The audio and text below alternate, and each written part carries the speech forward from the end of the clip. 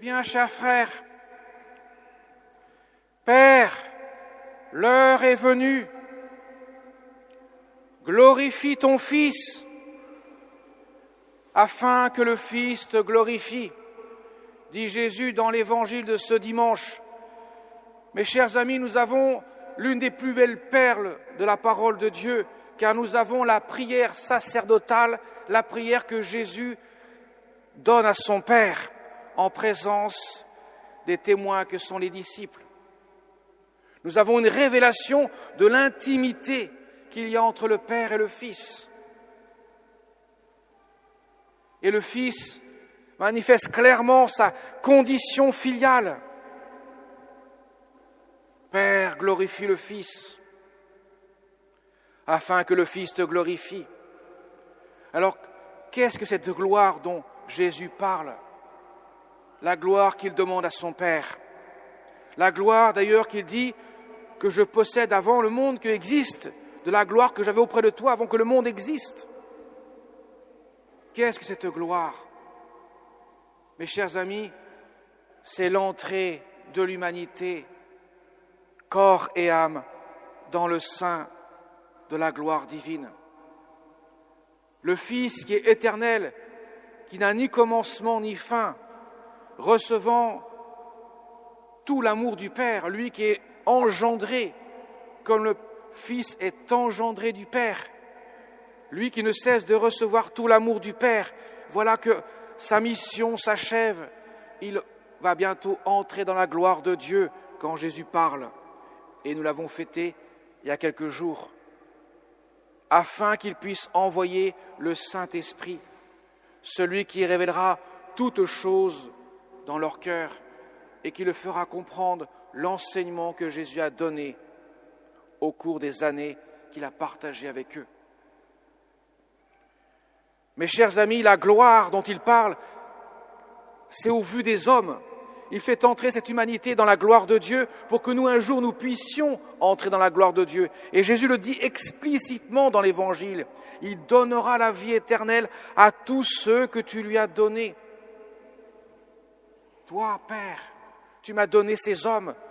Je les ai sauvés, je les ai rendus justes devant toi. Je les ai justifiés sur le bois de la croix, de sorte qu'ils ne restent plus dans l'abîme du péché et de la mort éternelle, mais qu'ils puissent ainsi connaître le don de la vie éternelle. Alors qu'est-ce que la vie éternelle? Jésus en donne une définition claire. La vie éternelle, c'est qu'ils te connaissent toi, le seul vrai Dieu, et ce que lui que tu as envoyé, Jésus-Christ. Et Saint Jean, dans son premier épître, nous dira: tous ceux qui aiment Dieu connaissent Dieu. Celui qui n'aime pas Dieu ne connaît pas Dieu. Autrement dit, la connaissance de Dieu, c'est l'amour de Dieu. Ainsi, la vie éternelle, c'est d'aimer Dieu. En disant cela, Jésus dit clairement: Père, manifeste la gloire de ton Fils aux yeux des hommes,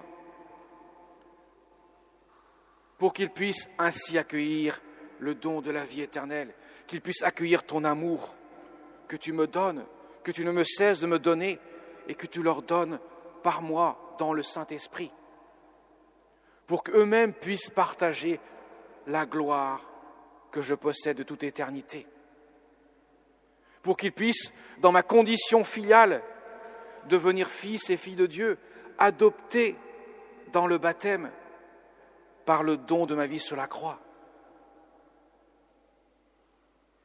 Mes chers amis, Jésus prie devant le Père pour que nous puissions entendre sa prière, que nous puissions comprendre, saisir ce qu'il vient nous apporter et ce qu'il nous demande pour que nous puissions accueillir ce don-là. Et qui, bien sûr, nourrit le commandement nouveau que Jésus a donné à ses disciples, le seul commandement qu'il ait laissé aux hommes, de nous aimer les uns les autres comme il nous a aimés sur le bois de la croix en donnant sa vie. Ça veut dire clairement que l'amour que j'ai pour mon frère, avec l'amour de Dieu que j'ai reçu, est la vérification même de mon amour pour Dieu. car je ne peux pas prétendre aimer Dieu que je ne vois pas, alors que je déteste mon frère que je vois. Si j'aime mon frère que je vois, de l'amour que Dieu me donne, l'amour don de soi, pas l'amour sentimental, on n'est pas dans les guillis, mais l'amour don de soi. Car il n'y a pas de plus grand amour que de donner sa vie, dit Jésus. À ce moment-là, je saisis l'amour que Dieu me donne pour que je puisse l'aimer. Voilà pourquoi il y a un lien très fort entre la glorification du Fils de Dieu lorsqu'il monte dans l'éternité, fait monter son corps et son âme, et notre propre glorification que nous connaîtrons un jour à la fin du monde lorsque Dieu ressuscitera tous les hommes. Voilà pourquoi Jésus a donné cette prière à son Père devant les disciples, pour qu'ils puissent saisir que l'amour de Dieu est le ciel même, que l'amour de Dieu est la porte d'entrée dans le cœur de Dieu, dans le ciel, puisque le ciel n'est autre que Dieu lui-même, afin que nous puissions prendre conscience de la vocation à laquelle nous sommes tous appelés, nous qui, dès notre création, notre engendrement dans le sein de notre mère, notre conception, nous avons reçu cette âme à l'image et à la ressemblance de Dieu, destinée à entrer dans l'éternité de Dieu, après avoir donné un oui à l'image de la Vierge Marie dans son fiat le jour de l'Annonciation, comme dans son oui au pied de la croix, où elle a été traversée par le glaive de douleur qui montre bien le oui qu'elle a donné à son Fils et son Dieu. Demandons-lui, elle qui se trouve au milieu des disciples, pendant ce temps qui sépare l'ascension de la Pentecôte, pendant 10 jours, elle prie avec les disciples dans le cénacle, dans l'attente de l'Esprit Saint, pour que les cœurs puissent être préparés à recevoir la force de l'Esprit Saint, qui va les propulser aux 4 coins du monde pour annoncer la bonne nouvelle.